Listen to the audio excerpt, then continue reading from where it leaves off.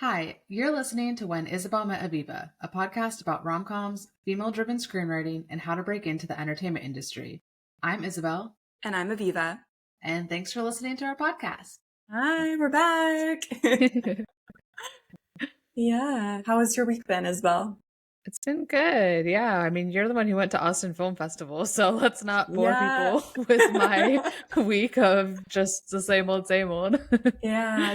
I went to Austin Film Festival for the first time because there's a writers' conference during the festival, because it's also, a normal film festival where they premiere all these films. And yeah, I finally got to go. I didn't even enter the contest. A lot of people go because they, were accepted into the contest. But I just kind of a couple months ago was like, LA went so well. I should keep the filmmaking, screenwriting energy going. So yeah, it was good. That's so exciting. So did you go to panels and events and stuff? Yeah. There's so many events that all happen at the same time. Sometimes you kind of have to prioritize, or just sometimes I would just kind of I would befriend someone at one panel and then they'd tell me what they were doing next. And I was like, I'll do that too. Yeah, so I saw the wedding singer screenwriter speak, which was really cool. He was also an SNL writer. And I saw the Little Miss Sunshine screenwriter speak as well, Michael Arndt. And that was cool because he won an Oscar for that film. And he talks about screenwriting in a really eloquent way. I went to the Script Notes, the podcast, the OG podcast. They had a live recording. It made me think we should have a live recording one day. And it went really well. It was cool. Yeah, I'm kind of curious how was the female representation, both in the speakers and panels, or people that were in the event kind of stuff, and attendees. Yeah. From your perspective? That's a great question, because I was a little nervous about even attending an event like this, because honestly, I'd been warned by a few women even that I had to be a little careful as a solo traveler, in Austin in general, but then also just, I don't know, I think some women perhaps have had some bad experiences with just a male dominated conference. Yeah. So I was very cautious about that. Thankfully, I didn't experience anything bad. But yeah, definitely male dominated, I would say, for the panels. There were women who spoke, and I missed, they had the screenwriter of Wicked, who's a famous female screenwriter, but I missed that because I came a day late for the conference because of school. Yeah, I'm trying to think of the demographic. It was definitely, I met more men than women probably, but there were a lot of women too.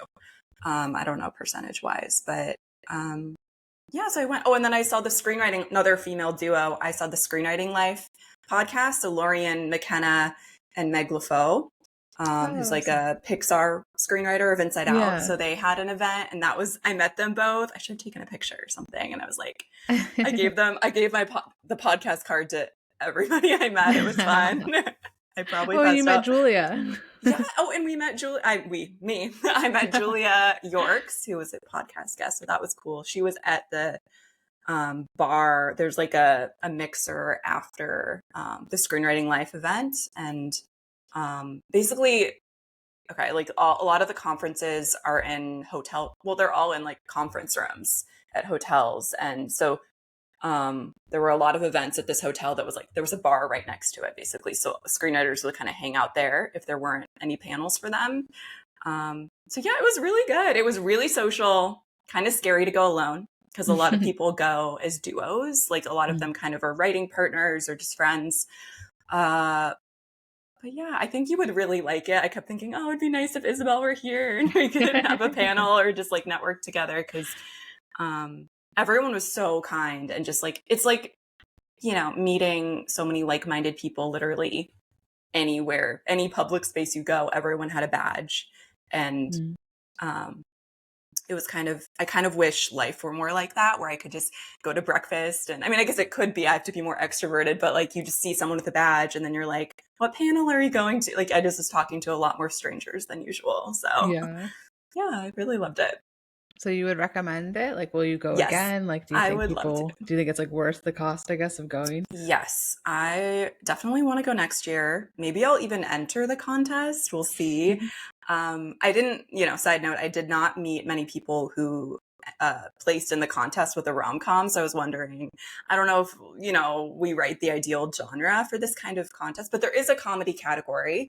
And a guy from Seattle who I met online a while ago, he was there and I met him in person, and he placed for a rom-com. So there is hope for the rom-com. And yeah, no, I would totally attend. I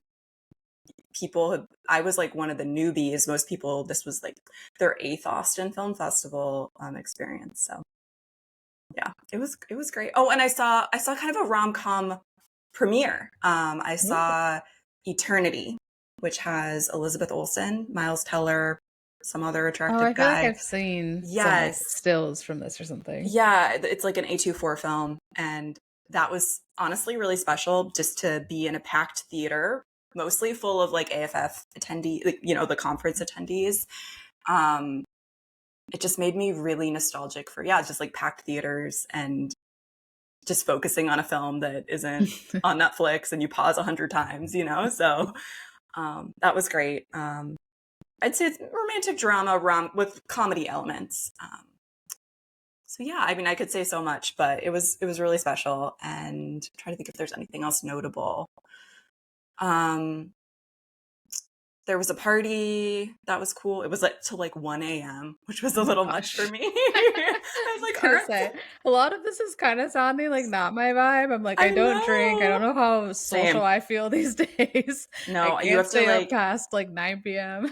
Literally, I was like, don't writers like want to sleep or something? I don't know, like write scripts in their pajamas. But I like rallied. There were multiple parties that ended at 1 a.m. but because I only had a conference badge, there are like different tiers of money you spend. I wasn't like included in the first party that I on like a Friday night, I think, but I was like, I can only do like one late night party, like because I got home at like 2 and I was like, this is weird, but it was good. I'm glad I went because like it just, people were really friendly in that. I'd say that event, maybe just because there's more alcohol, people are just like extra friendly and approachable. So it was great. And I told them about the podcast. Everyone was really excited. I think we'll probably have some people from that event hopefully listening to this. Awesome. And it made me dream of having our own little rom-com panel one day. I know. Now just like kind of hearing like, I don't know, I feel like my sort of assumption I always had about that festival was that it's like pretty like white male dominated, I would say. But it's good to hear that there like are some women there and that there were at least some events and stuff. It'd be cool to like have something and like be able to like have more representation of female screenwriters, female directors, female films in general, and rom-coms. But I also love hearing that like a guy placed for a rom-com because like, I also am here for like guys wanting to write rom-coms too. Yeah, definitely. Yeah, no, I think there's definitely a space for what we like. And I know there has been a rom-com panel in the past, someone told me. I don't know who was included, but not this year. I guess the closest kind of rom-com event that I attended was the Wedding Singer one. And okay, this is maybe shocking, but I don't know if I've ever seen The Wedding Singer. What, really? Yeah. So I almost didn't go, but then 2 friends, actually Carly set me up with 2 attendees there. She was like, I know people there. And so I met them there. They kind of convinced me via text to like come to the event. But yeah, I don't know if I've seen The Wedding Singer, but I really enjoyed it anyway because this worked really well. This was my favorite panel because of this. They played different clips of the film throughout the talk, which I felt worked so much better. So I was like really into it anyway because they were showing like the most iconic scenes from the film. And if we had a panel, I was thinking, we definitely need to do clips of like our, the toothbrush scene or something from Bring It On. Or, it was great. I don't think I could have done it for that many more days because you just like are running around and talking to everyone. How many days was it? It's Thursday. I wasn't there the first day, but I think the conference is Thursday through Sunday afternoon. So I missed like a whole day, and because I got in on Friday evening, and I just scrambled to make it to the script notes. That was like my only goal, was the like live streaming of Craig Mazin and John August's podcast, and that was so cool. So it's a long. I was like, I would get sick. This would be like too exhausting.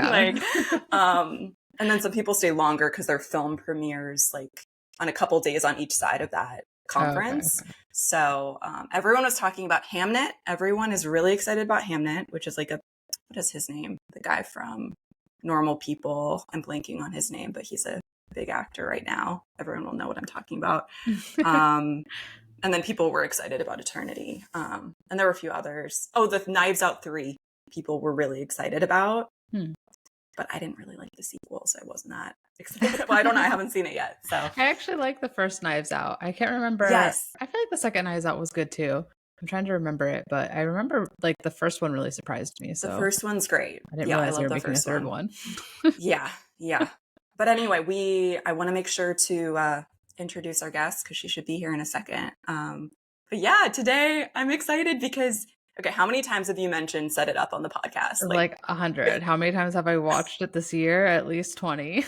Like really? Oh my gosh, I love that. I watch it all the time. It's a comfort movie to me. Even when I texted you this morning, like my little sister and I have what we call like a little luxury, and so we talk about how like sometimes when you have like extra free time or something in the morning, you have like a little luxury where you like put on a movie or like an episode of your favorite TV show and you like watch it while you have breakfast. And so today I like normally I have to like do deliveries in the morning, and so I didn't have to do them today, so I had like an extra hour.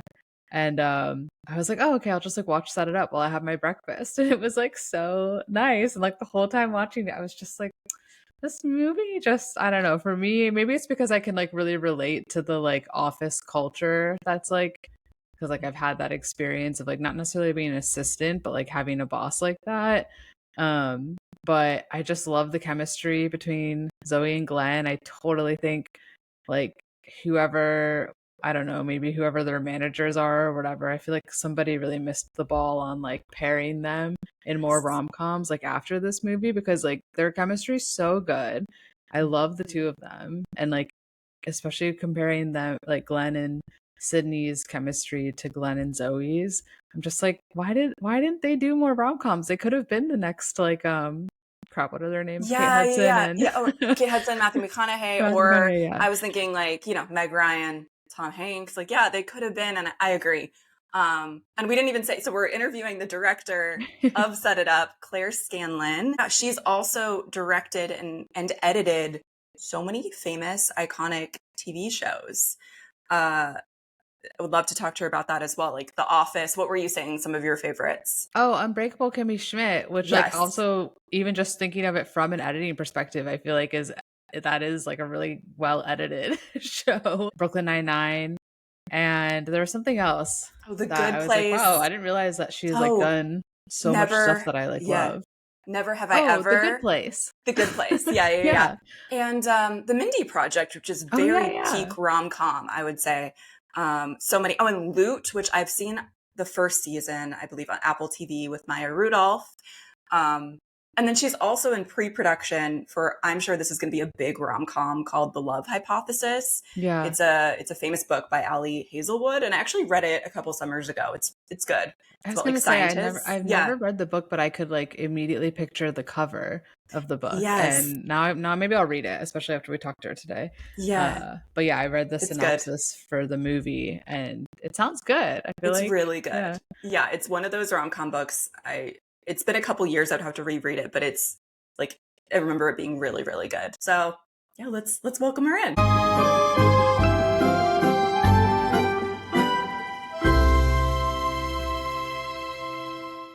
Awesome. Well, thank you so much for being on our podcast today, Claire. We're so excited to meet you. We were just reminiscing before you came on, like I like Set It Up is probably like one of my favorite like newer rom-coms, and I've watched it probably already like 15, 20 times this year. I love it. Thank you. Yeah. And so we talk about it all the time on our podcast. So we were just like so honored that you said yes to come and chat with us. Thank you. I'm glad it resonated with people. We love to we love the 90s, the early 2000s rom-coms, and Set It Up is kind of one of the few we kind of reference for more recent years. So yeah, you'll have to get Katie Silberman on here at some point. Yes. She did Booksmart as well, which is kind of a romantic comedy, but between friends. Right. Yeah. I don't know how much you veer from the genre of like just hetero relationships, but I think that many films could be perceived as that same kind of dynamic with friendships, which I always really like. Yeah. Platonic Yeah, no, rom-com for totally. sure. Yeah. Yeah, I like those. Well, I think we'd love to just like get started just to hear a little bit about you and like your background. Like, did you go to school for filmmaking? Like what kind of where did you get started on your career journey? So I came out to Los Angeles when I was 21 and went to the University of Southern California for film theory. So that's critical studies. All my peers from that program went on to get their PhDs and become college professors. A good friend is Professor Hilary Neroni, who's published a bunch of books and works at University of Vermont. I went a different path. My last two classes I remember were an avid editing class and a visual expressions class. And they were both really, really inspirational. They were really excellent. And not just inspirational, my TA of the avid class actually said, "Hey, I have this job as an assistant editor, but I want to be a cinematographer. Does anyone want this gig?" And I was like, I want a job out of grad school. I have so many student loans. So I met with Arnold Glassman, who was the editor, and we clicked, and I worked for him for the next 2.5 years. And I learned just as much, if not more, frankly, from Arnie than I did at USC, because he was such a go-to on film. Like, so he had done so many documentaries on different people, like Preston Sturges. He did Visions of Light. He did Celluloid Closet. He directed some. He edited all of them. Dial H for Hitchcock, Gene Kelly, Anatomy of a Dancer. My first job with him, one of my first jobs with him, was Frank Capra's American Dream. And it was really like this amazing first job to start working in the industry about this director who was really a leader in both making comedies and romantic comedies, which was not my like go-to. And also he was a leader in creating the DGA union. So like he was just one of the people that was on the forefront of filmmaking in the 30s. They were the first film. It Happened One Night was also a romantic comedy. It was one of the first films to sweep the Oscars. It won the top 5. It didn't happen again until Silence of the Lambs. So, I mean, it's really, really, and that was back when comedies weren't like the redheaded stepchild, which I can say because I have red hair. But also, I feel like comedies have really taken a hit in like award circuits. No one realizes their importance, what they bring to the world, how they make people feel better as a community and more warmly to each other. And I think just my personality in general, it veers to comedy. I didn't like set out that way. I didn't, ironically coming from Chicago and going to see Second City all the time when I was in high school, it did not resonate that like, I actually like this. I just was like, I need a job. So I did a lot of documentaries with Arnie, both, on film, but also on really darker subjects like photojournalists who were stoned to death, like serious topics, kids that were almost nominated for the Nobel Peace Prize in Colombia. So, I mean, it really, really hard hitting. So it wasn't unique to that, but I kept veering to the comedy. And so when I moved past working with Arnie and he kind of like on my apprenticeship, I'd gotten everything I could out of that relationship and love him dearly for everything he taught me. I kept getting these documentaries on comedy people or romantic comedy people. Like, for instance, Cary Grant. I did an American Masters in a Turner Classic Movies documentary about him called A Class Apart. And that was really insightful. I just had to see everything he's ever done. So like literally he is one of the strongest leading men in romantic comedies because he started out in the circus. He was a comedy guy first and foremost. He just happened to have this beautiful visage that like lent it that genre. And but I think deep down inside, he was very much, comedy was his go-to. Could do backflips and bringing up baby. He's doing tons of like flips and flip-flops and handsprings. He's very, very adept because of his circus background. And then I did a documentary on Bob Newhart and Carol Burnett. So I watched their entire bodies of work. So, I'm kind of getting like this second education or third education every time I'm working. So I'm seeing all this comedy. And then I worked on Last Comic Standing. I worked on a lot of reality television and to pay the rent. And then Last Comic Standing was kind of a blend of a whole bunch of different things: sketch comedy, stand-up comedy, reality show when they lived in a house together. But my friend Grady Cooper, who was an editor on that show, said, "Hey, I know you're friends with Paul Lieberstein. I hear they're doing a spin-off show," which ended up being Parks and Rec. "Would you throw my name in the hat to edit?" And so I called Paul, and he said, "Sure, we'll meet with him. But what about you?" And I was like, "Oh, I didn't even think about doing scripted work." And he said, "Yeah, why don't you throw your name in the hat?" I did. I got the gig, and I'm still friends with Grady, and he actually edited Koi Pond, so he got to work on The Office, and I became one of the editors on The Office, where I got to direct a couple of episodes too, because the other two editors, Dean Holland, who was the person who went on to Parks and Rec, and Dave Rogers, those two editors had already paved the way and started directing on that show. Greg Daniels had a great appreciation for editors. So, like, for instance, even today, it's not uncommon if you're a strong editor on a show that's doing well, you get to direct because you know all the people, you know the geography. Richie Edelson is the head editor on Abbott Elementary, and he directs on Abbott. So, it's not that crazy. I mean, back in the day, like Robert Wise was an editor who transitioned into directing. It's an interesting career trajectory. I think it's good. I think it's, you really know what you need, and you're always thinking about how to put it together. Yeah, that's really interesting. Yeah.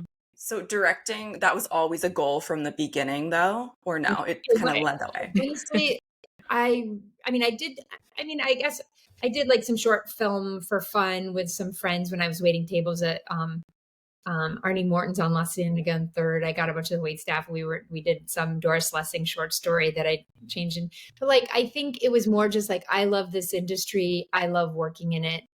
I want to do more and more. I don't think I had that clear path. That said, as you just keep doing more and more, if it seems to work, I think, and you're having fun, I really like it. If it wasn't fun, I wouldn't do it. I'm kind of curious too, like how reading a script is different for you, like when you're looking at it as like an editor versus as a Yes, director. that's a great question. I think what's great is that I was a voracious reader as a kid. So I loved television. It was always my escape, is watching sitcoms, comedy sitcoms. But I also loved to read and I read Sweet Valley High. I read all those books, so clearly I had I did appreciate romance on some level, but comedy was definitely the stuff I watched. And although I will say, like, A Princess Bride, the Princess Bride, A Princess Bride, I can't remember. Rocked my world. Like, that, I was like, that is a perfect film on every level. But I really think that when I read a script, I'm immediately visualizing it the same way I was as a kid, visualizing the people, like, in the books. So I just like, I almost go like super passive in reading a script and just don't try too hard. So I just, and if I connect with it, I connect with it. If I don't, I just say, no, that's not for me. But I really enjoy just being very passive in reading a script. The second time around, then I'm like, well, how would you do that? Like, how could you do that? That's an impossible, that doesn't make sense. Or there's a scene that I think is not going to make it in the movie I just did, but there was a scene in the script that was calling for that thing where someone's in real time and everyone else is high sped across them. Okay.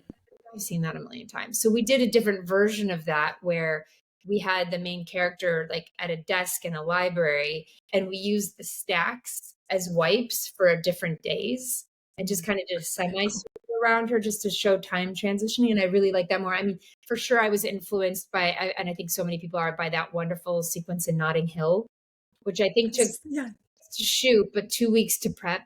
That was, and it was I found out it was a whole different crew, because it was Wow. just like a different camera operator. Everybody was just different. So because they needed to focus on that, there's so much storytelling happening in that. So I think because like, I feel like that set the bar very high, that transition. It was just beautiful. It just said so much, so easily, without talking down to the viewer. The audience was really aware of everything that was going on. I really liked that. So I did that. And now I don't think it's in the movie right now because we don't need it. But like, I also am ruthless, whatever we shoot, I'm happy to like lose scenes at the drop of a hat if I always want to be one step ahead of the audience. And especially in a genre like romantic comedy, it's easy for everyone just to get lulled and bored. Oh, it's going to happen this, and where's the big grand gesture, and Right. just kind of like, I like this one I just did because there's a bit of a right turn and you don't see it coming. So I think that I think Set It Up also had a little bit of a twist in that you didn't think, Harper and Charlie really have a fight, and I don't know that how it's all going to work out. Like, I mean, she decides to take responsibility for her bad actions and, suffer through the consequences. And that's what actually makes her grow up. Look at what she's so afraid of. Like, what are you avoiding? I'm avoiding the thing I say I love, but I'm not actually doing the thing I say I love. And she does. And it makes her more of a grown up.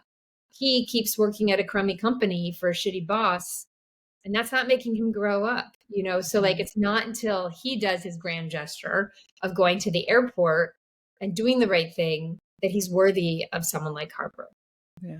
You know, and for him, it's really scary. He's back to square one. He's just temping, so that takes a big leap too in New York to be a temp.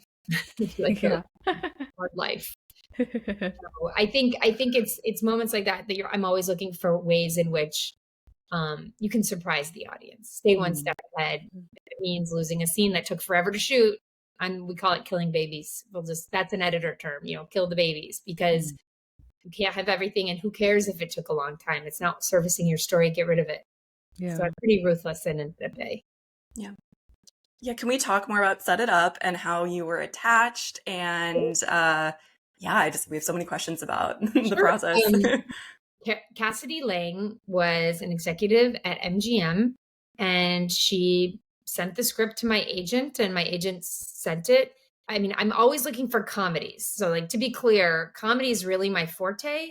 And I do love screwball comedies, which I think kind of have morphed into the modern day romantic comedy, what's called. So like, if you look at Happen One Night, His Girl Friday, Philadelphia Story, those really are the beginnings of what we now have today. And I don't know when that name changed from screwball comedy to romantic comedy. It'd be interesting to figure out the etymology of that word. But anyway, I read the script and it was just great. Like, I mean, it was undeniable. Like, I would read lots and lots of script. I'd never done a feature before. So this was Cassidy taking a chance on me and Katie Silberman and Juliette Berman. Katie was also a producer on it, as was Juliette Berman, who was the producer. So I came in, I met with everybody. We all got along really well. And we started to go into prep. And initially, the movie was going to star Emilia Clarke. And she was very much in the thick of it with Game of Thrones. So it had to be shot that summer of 2016, or I can't remember what the window was. It had to be shot very quickly. And the MGM wanted to see how Me Before You fared at the box office, which by the way, it fared very well. And then by the time that it started to go, everything started to percolate, she had to go back to do Game of Thrones. And that was obviously first position for her. So it started to slowly fall apart at MGM, and they gracefully gave the rights back to Juliette and Katie. And we started shopping it around. We met with Matt Broadley at Netflix, and I think he bought it in the room. Like, it was just, we left kind of like, did we just sell the movie? Like, it's not normally how it goes. And I have to mention Glenn Powell throughout all of this just stood by our side. We did a chemistry read with him and Amelia, and of course he has chemistry with a pole. So, that was great. And met with lots of people on the MGM side, but nothing really stuck. And then, but even when it fell apart at MGM, he was just like by our side, like, anything you need me to do, I'll do it. He believed in the script. He believed in the project. And when it landed at Netflix, we started doing chemistry reads. His chemistry with Zoe Deutsch was already undeniable from Richard Linklater's movie, the baseball movie, Everybody Wants Some. I don't know if you remember that movie. I don't think they're in it together. They're in scenes together. Oh. Interesting for you to do a deep dive into that film. Yeah. Kind of like a week in the life of baseball players on the campus of UTA. I think that's it's very loose and very like kind of not, I don't want to say stream of consciousness because it's a week, but it's just very fluid and kind of just like you're hanging out with these people that go to school there. Which is fun. And they just, even though I don't even think that they're the love interests with each other in that movie, they just had that kind of chemistry, which is why they wanted to work together again. I think they knew that about each other.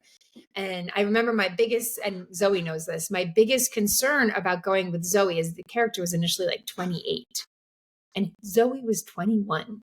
Wow. Oh boy. And I was just like, okay, let's change her age. You know, once it became clear that Zoe was clearly Harper, like you couldn't say it. I was like, let's change her age to 25. I buy a 21-year-old, we can age her up to be 25. You know, I don't know how often it is where Hollywood actors here, they're too young for the part, but she was good. Right.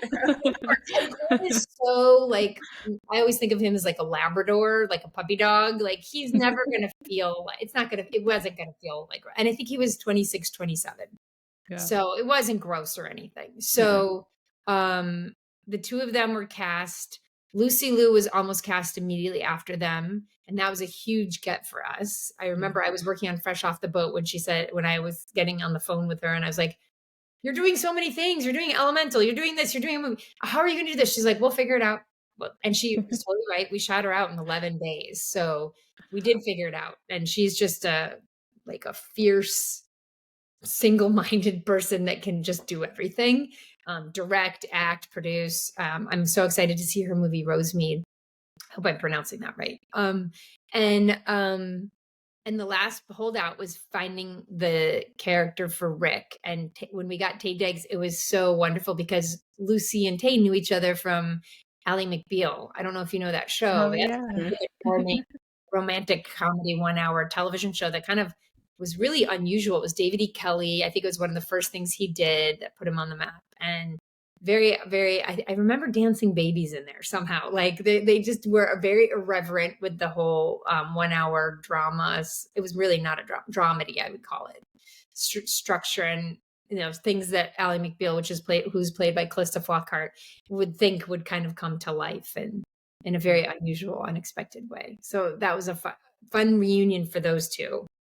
And Taye, I think, always had a secret crush on Lucy. And I think he's like, this is it. This is meant to be. I love that. Like, I love it. I love that. They had so much fun in the scenes together. And I think their chemistry was great. And obviously Zoe and Glenn had great chemistry. So, and Zoe and Lucy had great chemistry. So I think once we all got there, we shot the stuff in Lucy and Zoe's Harper and Kirsten's office first, really established that workspace and the dynamic between the two of them. And then we went out into the world more. I love that. Yeah, I was thinking about that when I was watching it this morning, how the chemistry of it, the whole cast in the movie is really amazing. And I think that really adds to why it's so good too, because it just feels like you believe all these people like so well. And now hearing how you guys put that all together, I think because you were so intentional about like finding the right fits. Yeah. I feel like it was a combination of, I remember saying to the central casting group, I'd watched some other romantic comedies that had taken place in New York.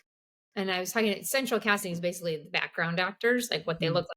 I was like, I don't know where these movies were shot and what part of New York is like this, but I've never seen a neighborhood that looks like all white people, all in their 20s, all the same.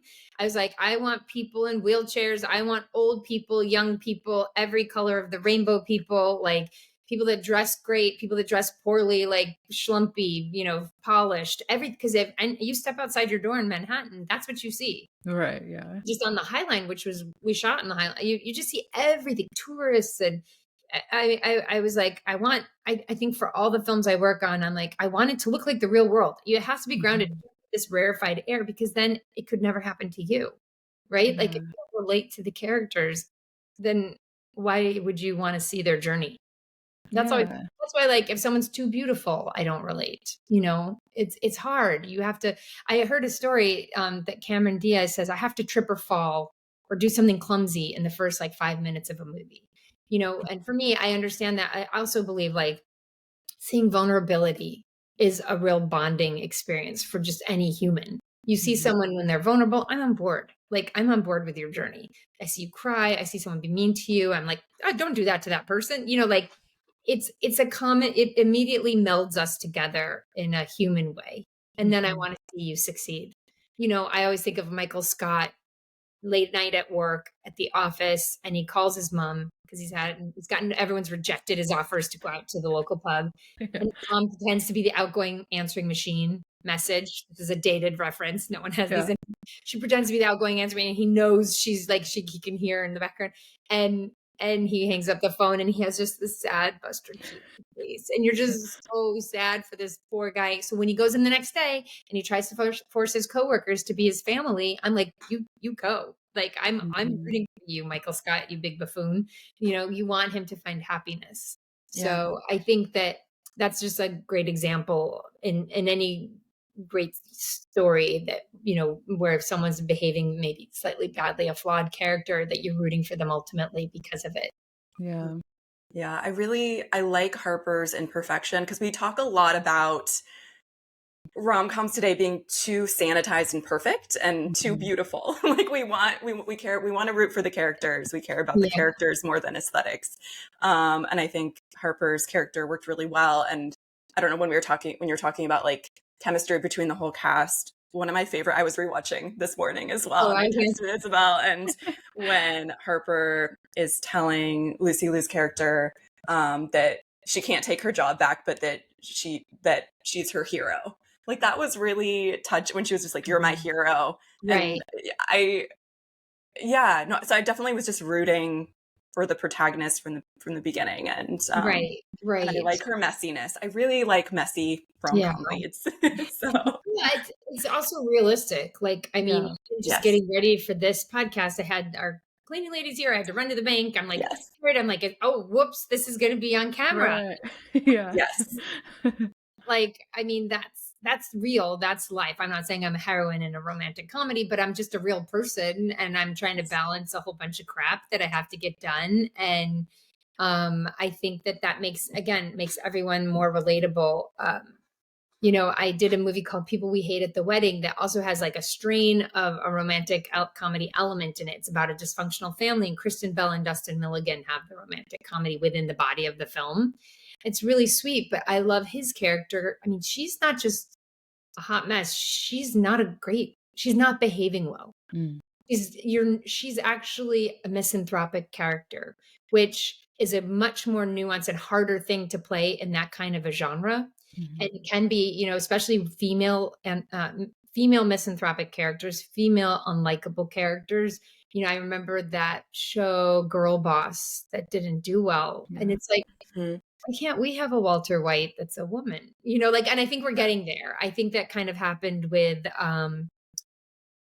what was that show called? I'm drawing a blank. Jodie Comer and Sandra Oh. He's a serial. The spy show. Yes. What was that called? I'm blinking too right now. But I saw that. Anti-hero kind of show. It was a great show, and she was an anti-hero. So like, I like it when there's someone who, again, if no one's flawed, there's no journey for the film to go on. Comedies only work if there's a flawed character. If you're perfect, it's not interesting, and there's no movie. So I always fight against too beautiful, or I like messy, just like you. And I like a journey. Like, I feel like, you know, one of my favorite movies is Michael Clayton, which is not a romantic comedy at all. And romantic comedies are probably not my go-to myself. Michael Clayton is such a great story about someone finding redemption. George Clooney is playing a very flawed character. And over the course of the film, he finds his moral compass.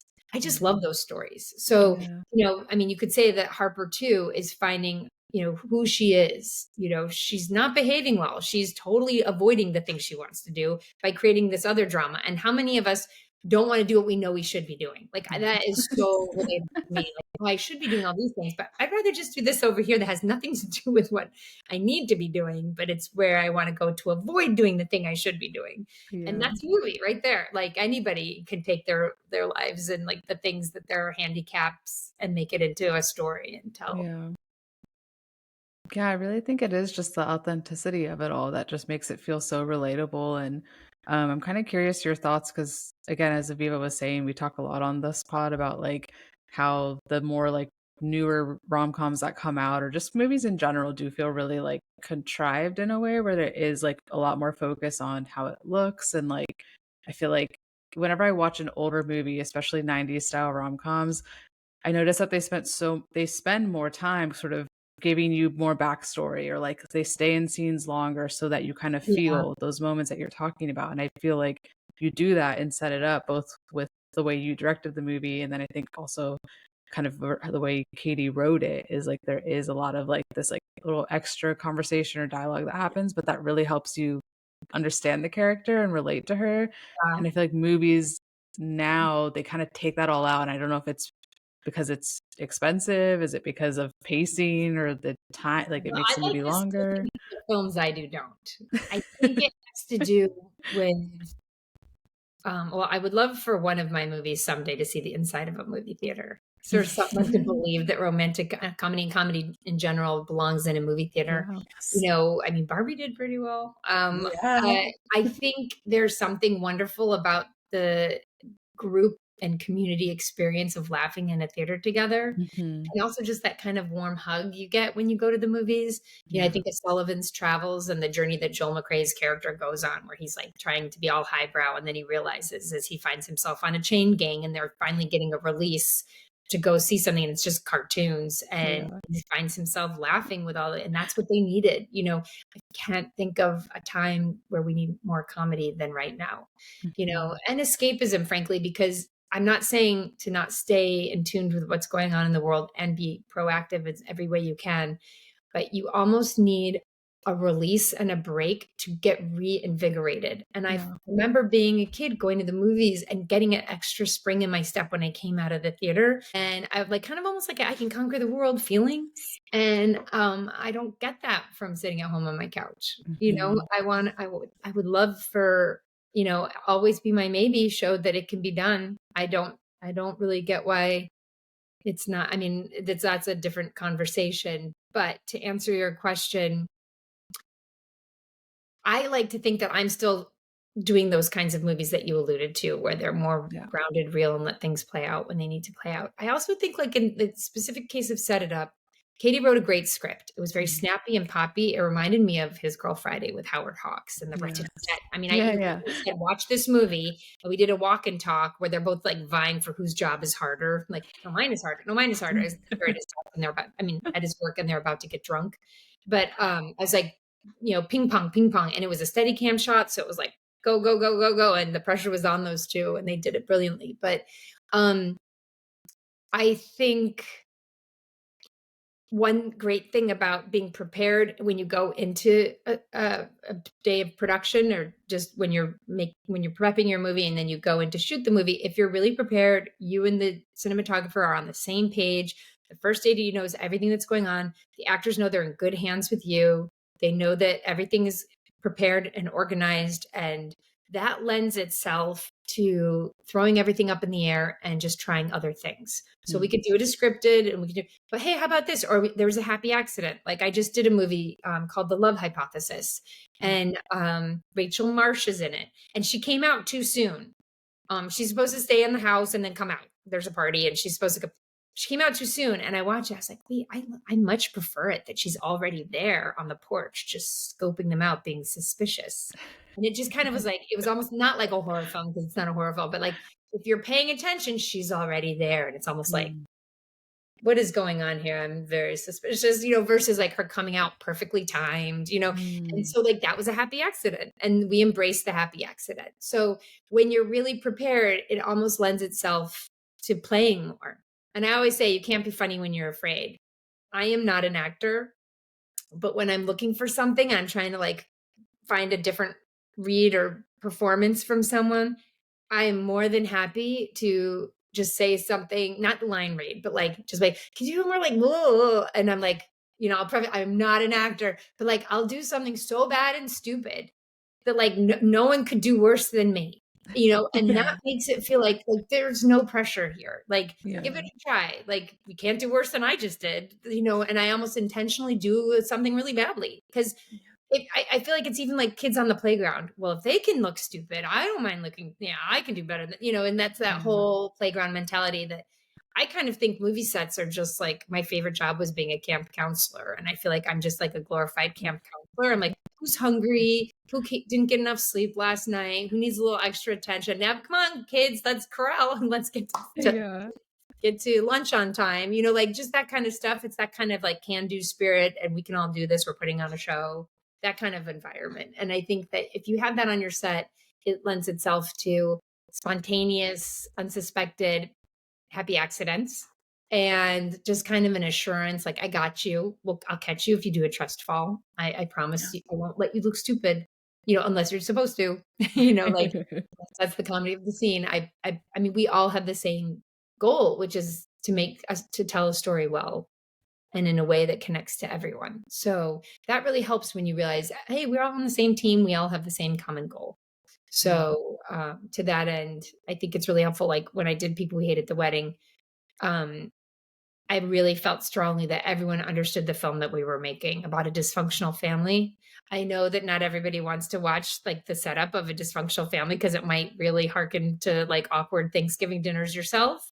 But for me, what I loved about that film that Wendy and Lizzie Molyneux wrote, an adaptation of a book, is the catharsis that happens over the course of like, it gets real bad and then they really come together and they're stronger for it and they're a wonderful family. That's a happy ending. I mean, a real dysfunctional family is always a work in progress, like it's speaking from experience, so you just try to be your best self every day. But I was thoroughly drawn to that, and I felt that Kristen Bell and Dustin Milligan really serviced those characters well, and their chemistry was great. Like they had incredible chemistry, like from the Zoom table read across the Atlantic. You were like, okay, we got something good here, So they were pretty much on fire. So that's always delightful when you see that, because they were just cast, they were big enough names. We just cast them, and you kind of just hope, it really, really worked. Yeah. I was wondering, just if you could take us back to Set It Up and just what it was like. How many days was the shoot? Just like how was that like? Do you have any notable memories that you'd want to share? I'm trying to remember how many days. I would love to. I feel like there's a gag reel if it's out there. There's a gag reel out there. I could always give it to you if you wanted. That's kind of gives you a vibe of the set. Yeah. Awesome. You kind of know if there's no gag reel that it wasn't good. It's not a bad thing, because sometimes people say if you're having too much fun on a movie, then it's going to be bad. And it's not going to resonate because you're busy having too much fun.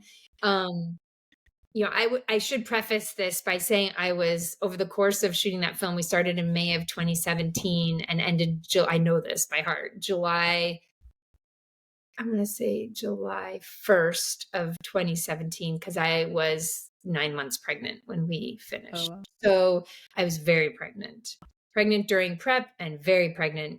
We had a game plan in case my son Nicholas came early. The cinematographer was going to complete the movie. And, we'd already prepped everything, so it would have been fine. But that was some fun added pressure, and actually really fun. I have some fun pictures of like Zoe holding my very pregnant baby. I was going back because I just saw Zoe at the threesome screening and Katie, and it was the first time the three of us had been together, I think, since maybe the premiere of Set It Up, which was at a very, very, at a Cineplex in Lincoln Square. It was a very low-key premiere for that. I think they didn't know, Netflix doesn't do movies in theaters, and I don't think that they knew what they had in this film. So we were literally in a multiplex at the premiere. And it was really funny because I know this isn't taking you back to set, but Tay clearly had never seen the movie. And frankly, I wonder if he read the whole entire script, because he was the best audience member at the premiere. He was laughing, and you're like, you're laughing so hard. Like, don't you remember? Like, you know that. You're like, were you there? It was really funny. And like, just like fun people that, you know, I worked on Kimmy Schmidt. So Titus was a given. Yeah. Yes. I loved that cameo. It was so fun. He was like, "Hey, let's do a spinoff where we focus on the life of the guy in the Creepy basement." Tim. You know, he was really funny. But just like all like Leonard Utz was so much fun to work with. And I was just thinking of someone else who was in the film. Pete Davidson also. Pete Davidson, that's who I was thinking of. Oh yeah.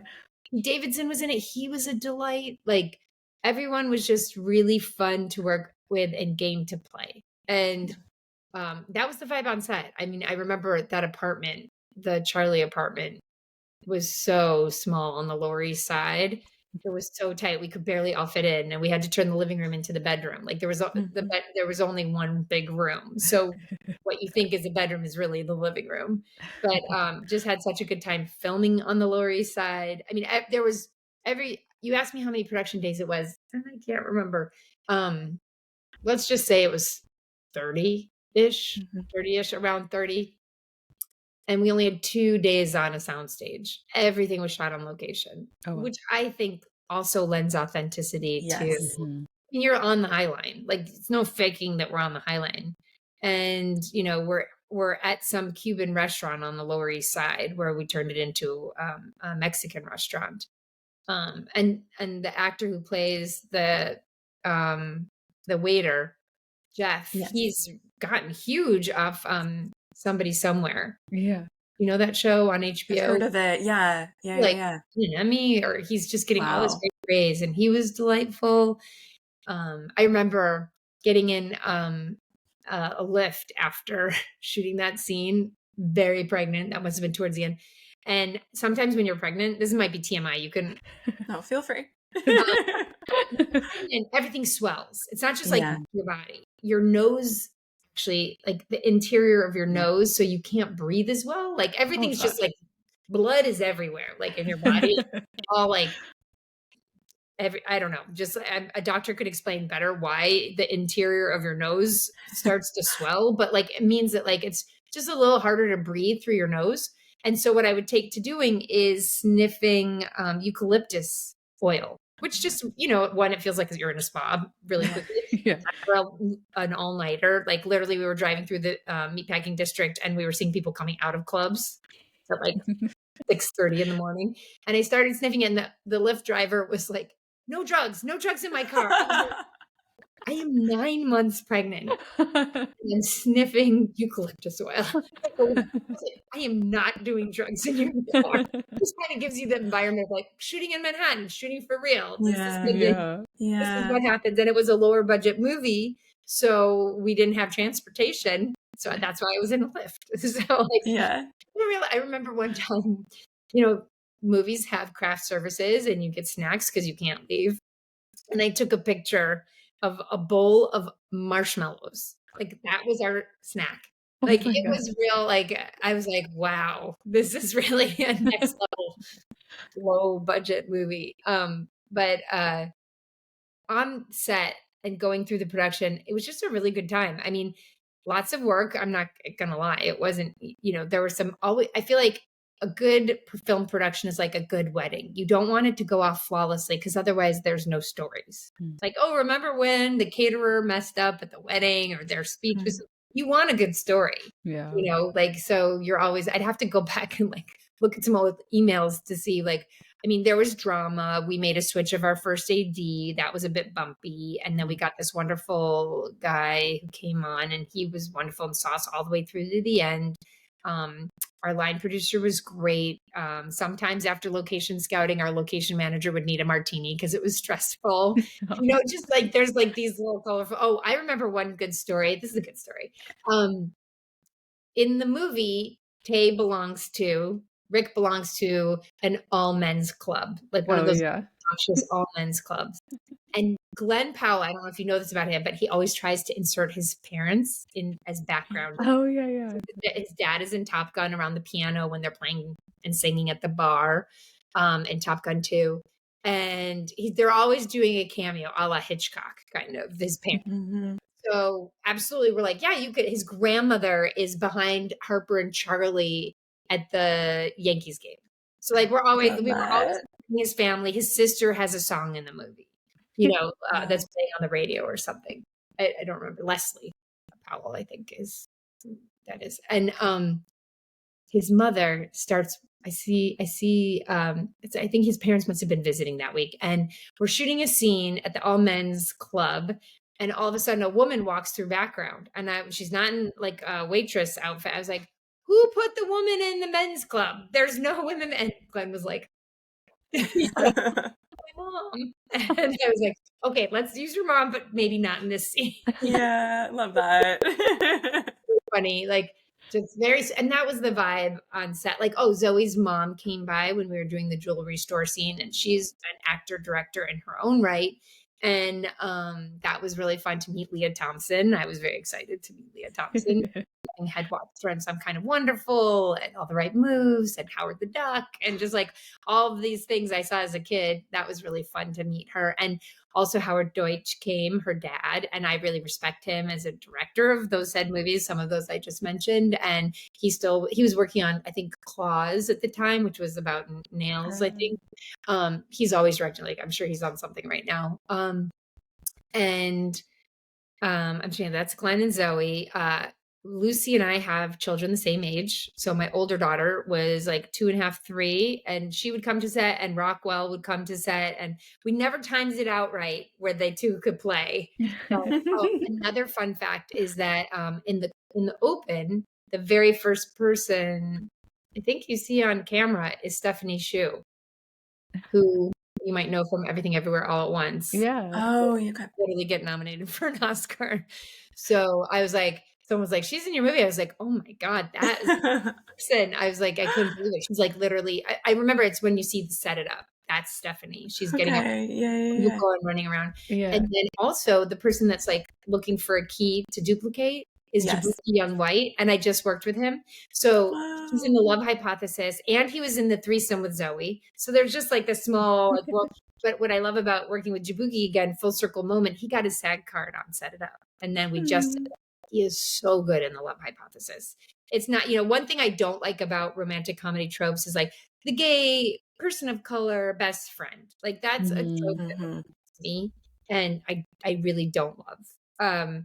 And it's not like you can't, I have a gay best friend. It's not like it's not uncommon, but like my friend is a 3-dimensional person that lives in the world and moves through the world. And we have lots of conversations and they're the hero of their story. So, and what I'm so proud of The Love Hypothesis is it is a true ensemble. It is about fake dating, but the character played by Rachel Marsh called An is so important to the whole story, and their friendship is so important. It's not just like, and this is my best friend An, it's really the catalyst for the whole movie going forward. An is the reason the movie happens, so the idea of fake dating is propelled because of An. So I'm very pleased. And Jabuki is a fully fleshed out character. His name, for people who've read the book, because I think this book is quite popular, his name is Malcolm in the book and the movie. And he's not just like some tossed off character. He is pissed off sometimes. He's happy. He's sad. He's funny. He's everything. He's not just like shoehorned in as the comic relief. So he is so good in this movie. I'm so excited for people to see Jabuki. And then the other person is Nicholas Duvernier, who's wonderful in White Lotus season 3. He plays Natasha Rothwell's son. He is also another love interest in this movie. And he's got such a winning smile. He's so great. He's on Mindy Kaling and Charlie Grandy's new show, NSFW, with Lily Reinhart, who plays Olive's boyfriend, Jack Martin. So again, such a small world. So much crossover. Yeah. And you should really get on this as Mindy Kaling, because I was talking to her and we were talking because I was saying you should hire Nicholas. He's great. And I showed her a little bit of the movie. She's like, oh, Claire, you're so good at those romantic comedies. And I cut the very first episode of the Mindy Project, which was kind of her homage. It was really autobiographical. She freaking loves romantic comedies. Like loves. She's in love with love. And she's like, you're so good at that. You love romantic. I was like, actually, I love comedies. The ones I get just happen to be romantic comedies that I want to make. Yeah. Like, you love romantic. I was like, don't you remember? I was like, we were cutting, and she's like, oh yeah, I forgot. Like, I was like, Yeah. take him or leave him, but she is like the end all be all Uber fan. Yeah, we've got to get Mindy on the Yeah, pod. if you want to connect us, feel free. We would love to interview Yeah, feel her. free to mention.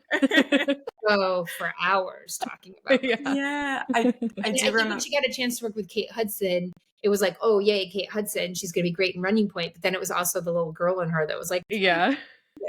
Yeah. A dream come true for her. Yeah, it really was.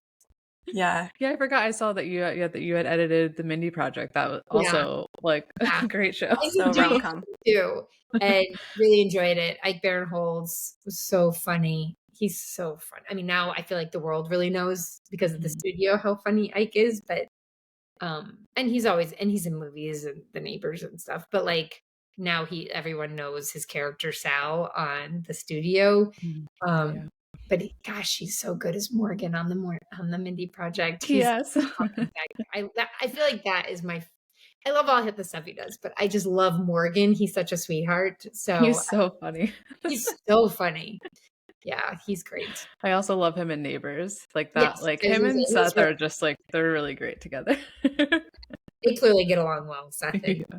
Well, Ike's like, you hire him as an actor and you get the bonus that he's a great writer too. His writing partner, Dave Stassen, is so talented too. So they're just friends. So they can't help but like riff. If you're just talking, they're going to start punching up stuff. They can't help. So to that end, I think that's why like Set It Up felt very fresh too, because there were so many young people in it, like in the beginning with the assistants. And I think a lot of young people were like, oh, it was a little aspirational and like, oh, that's what the working world looks like. So if you were a little bit younger when you saw it, you're like, oh, those are grownups. And they're, I got a lot of emails from assistants that work at agencies that were like, I really love your movie. I can relate, but not because of my boss. And you're like, yeah. Anyone who's had a tough boss, I mean, but like in my mind, Kirsten's a tough boss, but ultimately she's a good boss. Yeah. You can be tough and good. Definitely. Okay, I have like a silly question that I kind of want to ask just for like our audience, because it is most of our audience are like young writers who are like up and coming, and so we try to talk a lot on this podcast too about things to think about when you're writing a script. And I think about this all the time whenever I watch a montage scene, and so I'm glad you mentioned that the montage in the beginning of Set It Up, where it's like all the different assistants, because it does really set the tone of the movie. And I love all of the little like moments with like all the different assistants. And I'm just kind of curious from a like both a writing and a directing perspective, like how long does it take to shoot all of those little scenes? Like does it and like and for writers, I think something we think about often is like I just realized that we haven't read the actual like script. I don't know if it's online somewhere, but I do. Yeah, because I'm so curious. Like, is every single like scene of those little montages all written out? We had one that was really funny, where an assistant is wearing a white shirt and walking her boss's very big dog, and we opted for a gigantic dog, like a Dane or something. I think I've never seen The Friend with Naomi Watts and Bill Murray, but I want to, because it wasn't that dog, but it was kind of like that dog. But the dog we should have gone with just a big lab or something. Something was more trainable, because this dog wasn't good. Like, the whole joke was that she's walking the dog and the dog poops, and a cop is right there. And he's like, and she doesn't have a bag. And she's like, and then she ends up taking off her white shirt in her bra, picking up the poop with her white shirt. It was such a great beat. It was just ruined by this bad dog. Oh, So we should have had a backup dog. We did have a backup dog. It was just a bumpy day, and time was of the essence. And we also had this great one. A lot of montages you do a moving camera. And we did both versions. We did a static camera, which is the one you see in the movie. We also did one that the camera's always moving. And the editor, Wendy Brickmont, and I tried that, because I always like a moving camera, and it's like setting the tone for the film and just but sometimes moving cameras can be slow and boring. Like if you're like, get to the point, like you as a viewer, you're like, and Wendy's like, we got to use the static. And I agreed. Yeah. So it can be more poppy, more percussive. And the music is Martha Reeves, Nowhere to Run, and which is appropriate. So it just felt better with this more static camera. And it was like right at the end of the day, and we were right in front of that beautiful library right by Bryant Park, because a lot of the movie's set by Bryant Park. Mm. Takes place in Bryant, they're walking through Bryant Park. The last shot that cranes out, that's Bryant Park. We're in the Bank of America building, kind of showing like everyone has a story. It's kind of like the idea of that. They kiss and then you see everyone's got a million people in Bryant Park. But because we only did the version where someone gets a parking ticket and she's pleading with the meter maid, please don't give me a ticket, don't give me a ticket. And it like goes all the way up. We never had the chance to do a static, so we didn't get to use that one either. It's a bummer. I these are the things you never forget, and you're like, Yeah.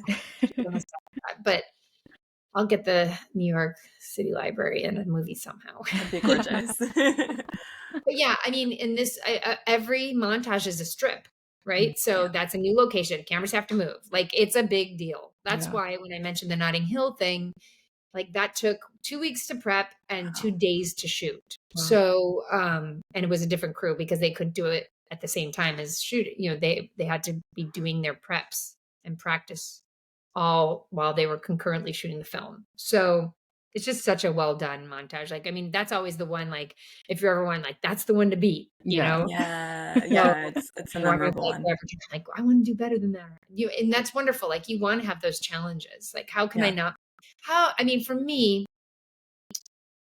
a good question, I guess this is more for writers, but I'll tell you where my mind is when I read something. How can I do something that transcends the genre and surprises the audience? I do not want to be a lazy filmmaker. I don't want to just do face, boring, maybe a 50-50 shot, you know, like a profile shot. How can you transcend that to keep it fresh and exciting?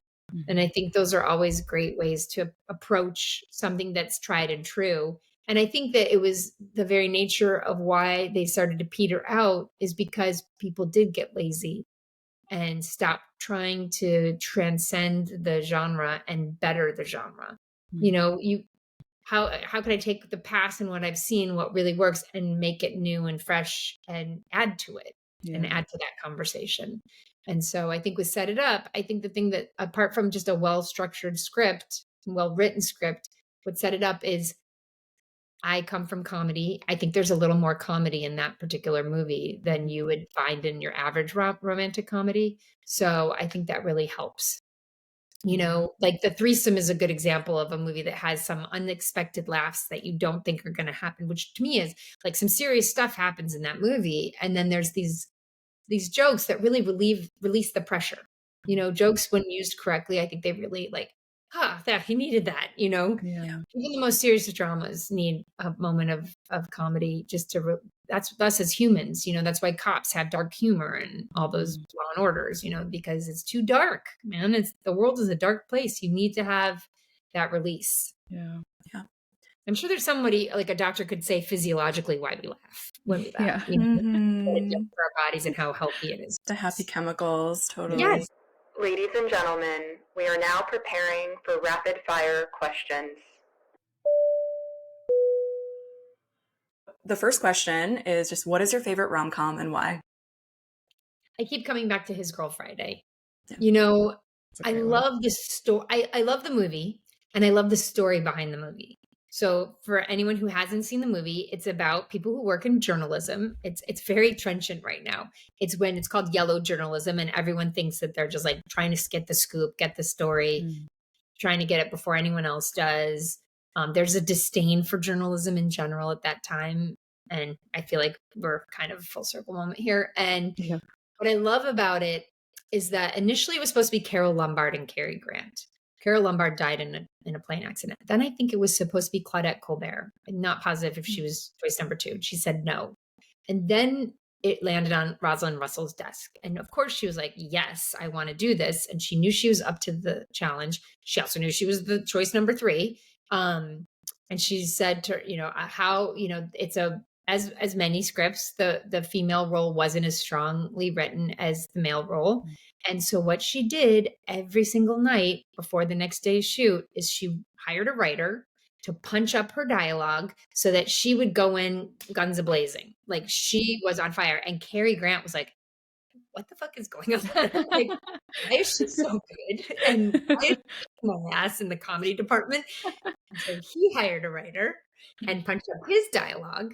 And together, they sing. Like their dynamic, their chemistry, like they're clearly enjoying each other. They're clearly having fun. And I feel like that is like lightning in a bottle. And that is the movie I always encourage actors to watch for that chemistry. Like, the fact that they start the movie out and she wants him to sign the divorce papers and he refuses to because he doesn't want her to. He wants to be with her. And he makes fun of Ralph Bellamy, who is her fiance to be, but she can't marry him until she gets him to sign the divorce papers. It's that wonderful push and pull. And then the world is happening. And it's like a serious world. I mean, like one thing I always kind of forget in His Girl Friday is that someone jumps out a window and someone gets hung.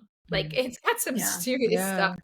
It's because they're so compelling as the leads and you're so kind of rooting for them to get together and see how it happens. And then I would also say The Philadelphia Story. That's a pretty flawless film. I mean, it's against everything I said about like loving, like this movie I just shot was all on location. We had no stage days. People We Hated the Wedding was all on location in London, not one stage day. And Set It Up only had 2. But what I love is like being out in the world. It makes everything feel real. Like actors don't have to think so hard about like, okay, where am I and what's going on outside because they're on a soundstage. And The Philadelphia Story is all on a set, like the whole thing. And it just goes to show you like it can be done. Like you can make a great movie all on a set because of the subject matter and where that took place. And it's just wonderful. I mean, it's controversial, like in a little bit of a way, because the opening scene is literally Cary Grant shoving the bratty Katharine Hepburn down. Like he literally takes her by the chin and he shoves her down. She's being a pill. And I'm not saying she deserves it, but it is the thing that you're like, what the hell is going on? That is the opening scene. That is him saying goodbye. I am done with all this. And just watching the delightful moments of them coming back together and realizing that they're meant for each other and her growing up. It's a little bit of that arc of grow up, to be worthy of an adult relationship. You're a child and you're not worthy of that. And then once you grow up and you mature, like Michael Scott is deserving of Amy Ryan when he finally grows up, So, and that's an arc that's very common in a romantic comedy. Yeah. So great answers. I hope I answered that correctly. I know that my references are super old. I mean, When Harry Met Sally would be another great example of one. Yeah, love that. I think it's really important to remember that, when casting these movies, there's lots of pressure to put beautiful movie stars in the roles. And while I understand that that's something that has worked in the past, and it probably really starts, Katharine Hepburn is beautiful. Rosalind Russell is beautiful, but not in the quintessential way that Carole Lombard and Claudette Colbert. But, look at When Harry Met Sally. That's a wonderful ensemble cast. 3 of the 4 people that are the leads in that movie are normal looking people. Yeah. Yes, Meg Ryan is gorgeous, but everyone else pretty, Carrie Fisher is very, very pretty, but she looks real. She looks like someone I could walk by on the street. I think it's important to remember that when casting romantic comedies that you have to identify with these people. If they're so gorgeous, I don't relate to. I hate that, pretty people have problems too. Of course they do. But it's just a little harder to relate when they look so good on screen. Yeah, that's a good point. I feel like they have been they're a little too polished sometimes. Yeah. Like no one really looks like this. I hope it's changing. I feel like Rachel Sennett really helps with that. I think she's got a great voice and she can be beautiful, but she looks real. And then like Shiva Baby, she looks real. I would be friends with that person. Yeah. Okay. Do you have a favorite romantic comedy trope? I just got done with doing one. So let's say fake dating. Fake dating, I think it turned out really well. It's a really fun film and I'm excited for everyone to see it. I don't think it will come out until 2026, but I think the fake dating on this one was very good. And we have some fun montages to do a callback to. Have some We're really excited. I'm excited. Yeah, once I Ever- saw that it was fake dating, I was like, "That's gonna be great." yeah, I read the book a couple summers ago. I know it's like highly anticipated film adaptation, so It was we're fun. excited. I didn't know what fan fiction was, so I had to learn what that was. And then we cast Tom Bateman, who happens to be married to Daisy Ridley, and it's fan fiction on Star Wars with Kylo Ren and Rey getting together. So that was like fuel on the fire. Ooh. That is not why we cast him. He's just really good. Bonus, but like people seem to be really responding to the difference in casting and everything. He looks the part, he really looks that part of Adam. Do you have a favorite rom-com outfit from a film? I guess, I loved everything Katharine Hepburn was wearing in the Philadelphia Story. Yeah. But the problem is it's not in color. So I'm not really sure. I really like, I know this is not exactly a rom-com, but and People Who Hated the Wedding. Cynthia Dye Robinson gets married in that movie, and I loved her wedding dress. I was just like, where's that? Like some of the fashion in London was a little more ethereal and girly, which is not usually my go-to, but it looked so good on Cynthia. I was like, I know that wouldn't look good on me, but it sure looked good on her. It was so pretty. I just thought it was well done. It wasn't like over the top, but it had flowers on it. And I really liked that dress. I'm trying to think of like other outfits. I'm not probably, I feel like that's a great question for costume designers. Yeah. I know this isn't a movie, but I will say whatever Kristen Bell was wearing in the finale episode of Nobody Wants This, and that blue aquamarine, it's just like a color you don't see often. I was like, how do I find out where to get that outfit? That is so pretty. And it looked so good on her. It was like a skirt and a top. And it was this beautiful aquamarine just isn't a color that you associate with anyone wearing that. So I just thought that was really pretty. So not exactly answering the question correctly, but no, I think great answer. Any like clothes that stands out to you, but yeah, that was really. I mean, that whole show was great. I haven't seen season 2 yet because I need to get a life and find some quality alone time. But my husband's probably not going to want to watch that show with me. But not because he's just busy too, not because he's romantic. We have some problems given that I seem to keep finding myself directing them. Okay, do you have a favorite line or moment from a rom-com? There's so many. Yeah. I'm going to say one. Okay. It's not exactly a rom-com, but I do love this one. So Lauren Bacall and Humphrey Bogart, Have and Have Not. It's more romantic than it is. And it also makes absolutely no sense. If you try to track the plot of this movie, it's really hard. But they're talking about cigarettes. And she's like, you put your lips together and blow. And she's not talking about cigarettes. The production code came out and everyone had to be a lot more, like Mae West made the production code get really strict. And it was like, you can't do any of those innuendos anymore, but somehow they got the cigarette one through. And I love it. If you haven't seen that one, that's a classic. Have you seen any recent rom-coms that you would recommend? Well, Nobody Wants This. I think it's not exactly the same, but I really like it. I think, what I love about that show is that they allow for messiness in a way that isn't vilified. So Kristen Bell's character is legit. Again, I really relate to people that I don't want to use the word dysfunctional, but she's got some issues, right? Yeah.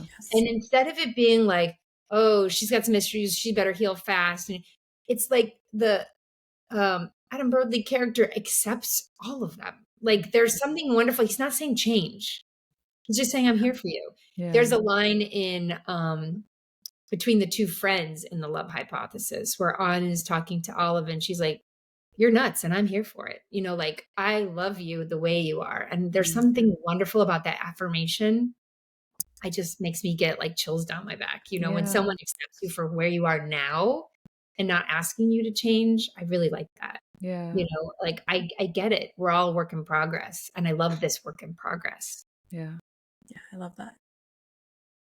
Okay, if money didn't matter and you could make like any movie you wanted to make, is there a movie that I would love to make a big I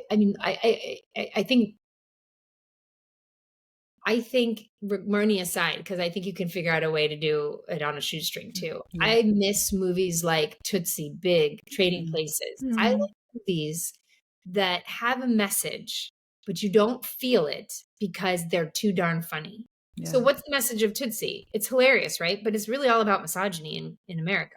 Like, Yeah. really dead on about how hard it is to be a woman in America. Yeah. What's the message of Trading Places? Granted, it's got a little misogyny of its own, but the story of Trading Places is not just one of economic disparity, it's of racism in America. And by the way, it's such a beautiful ending. Ironically, Ralph Bellamy, who was in His Girl Friday, is one of the bad guys in the top of, they do their dumb, stupid $1 bet. And the beautiful elegance of seeing Eddie Murphy and Dan Aykroyd just giving each other $1 on the stock trading floor. It's so perfect. You don't have to say anything. It's all right there. Yeah. It's just showing how baloney the idea that, entitled rich white guys have about what it is and what it takes to be successful, and how blind they are to all the infrastructure that goes into lifting them up so effortlessly that doesn't happen for the rest of us. Big was the last one. Big is also, you're like, Big, what's Big got? Like, what's the message of Big? Well, it's anti-capitalism, like in a nutshell. Just saying, like, all these people that are striving and working, they've forgotten the joy of their job. They make toys. None of them play with toys. None of them understand toys. It takes a literal kid coming in and reminding them what's important in life. Yeah. And, it changes them, so I think consumerism and capitalism, it's anti both of those things. Yeah. So to wrap it up, just what are you working on now? We've talked about that a little, and where can we follow your career online? I can answer the first one easily. Yeah. And my career online, like, I don't know that I have a career that's followable, because who knows just what Instagram or any socials you want to shout out. Well, yeah, that's your question. So I'm in post right now. I'm working on my director's cut of The Love Hypothesis, which is based on an Ali Hazelwood book that's quite popular. I could actually recommend, if you want to see like behind the scenes moments, Lily Reinhart is actually excellent at marketing and just like, not, I wouldn't even use the word marketing. It's not that thought out. She just loves TikTok. She's obsessed with TikTok. She says it's a problem, and I agree, which to our benefit, she understands like the tropes, use your words, of what trends on TikTok. So like, she did the one arm pickup with Tom Bateman on our set when we were shooting one night, and people really, she put it to a Beyonce song, which of course made it like, and it's perfect. I don't know that we can put Beyonce in our movie. Beyonce is very talented, but also verified air. I just like don't think we can afford her. It was insane. Even Lily was like, "Whoa, this got a lot of looks." Like, I think it's got like 60 or 70 million views on TikTok. Wow. Like overnight, she was like, "I'm freaking out a little." Like, it's I think it is that combination in this particular film of casting Tom Bateman, who happens to be Daisy Ridley's husband. There's like kind of that one little inside baseball. And then Lily just being very popular on TikTok, and the book that Ali Hazelwood created, also that she wrote, created this whole world of, and the popularity of her other books, kind of just like, it's kind of a lovely confluence of events that I hope to honor all of them with this story. And I'm quite proud of it. It seems to be cutting together quite nicely. I'm always open to music. It's one thing no one asked questions about was music, which I think music is really big in a romantic comedy, to setting the stage. Like, you think of When Harry Met Sally, and it's a lot of classic standards done by Harry Connick Jr. Still looking to find that voice of this film, but enjoying the process of like, who is Olive's voice? So I don't know if you have like people who respond to you, but I'm always looking like, what I was like asking Lily, what were you listening to when you were getting ready to prepare? She was listening to a lot of Chappell Roan. So listening to a lot. I mean, I like her too. So that's an easy one, but like always looking for someone new, so you can have like, I used a lot of Wet Leg in People We Hate at the Wedding. I really liked Wet Leg for that film. Okay.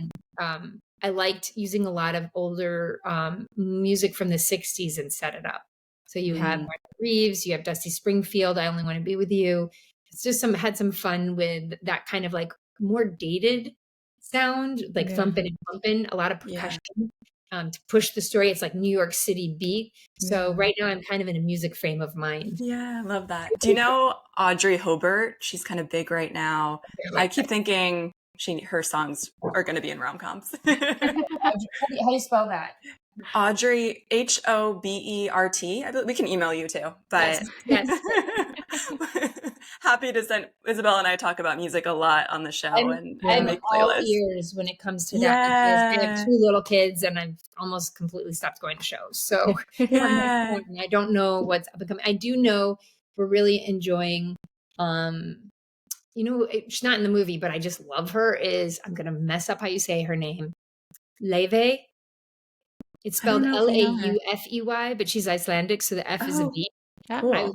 I saw her do a duet with Ben Platt, who's in People We Hate. So I went and saw him at the Greek, and she is phenomenal. She has got a voice. I mean, it's more a retro vibe, not like Lana Del Rey, but very much her own voice. But she's someone to check out. It's just one word, Laufey. She's terrific. And like Suki Waterhouse is fun and poppy. Oh yeah, I'm just always excited about new music and want to help the people. These days there's no radio per se. Yeah. So like, how do people get heard in movies? And the kind of movies that I think this is an audience that people would like to maybe put their music in. So I want to make sure that everyone gets a fair shot. And that I hear it is out there. Yeah, we did a whole episode about the movie soundtrack and like how like that's something we always love too about like especially a good rom-com where it's like it's got all of the like hits in it and we interviewed CD. Yeah, I mean I feel like Quentin Tarantino is the master of this. In his films, music is such a character. And really, ideally, in every movie it is. So I want to make sure that it's a strong character in Love Hypothesis as well. Yeah. So excited to see the Love Hypothesis. Yeah, we're excited. And your social, do you have any handles you want to shout out? I'm looking and seeing, and I think, it's just Claire Scanlon. Okay, nice. Awesome. We will put everything in the show notes. Thank you so much for chatting with us today, Claire. It was fun. I had a good time. Good. Good. Thank you. This has been an episode of When Isabel Met Aviva. Thank you so much for listening. If you want to stay up to date with our episodes, please subscribe. Bonus points if you leave us a positive review. You can follow us on Instagram at whenisabelmetaviva and on Bluesky at whenisabelmetaviva. You can also find our personal profiles on Instagram and Bluesky too.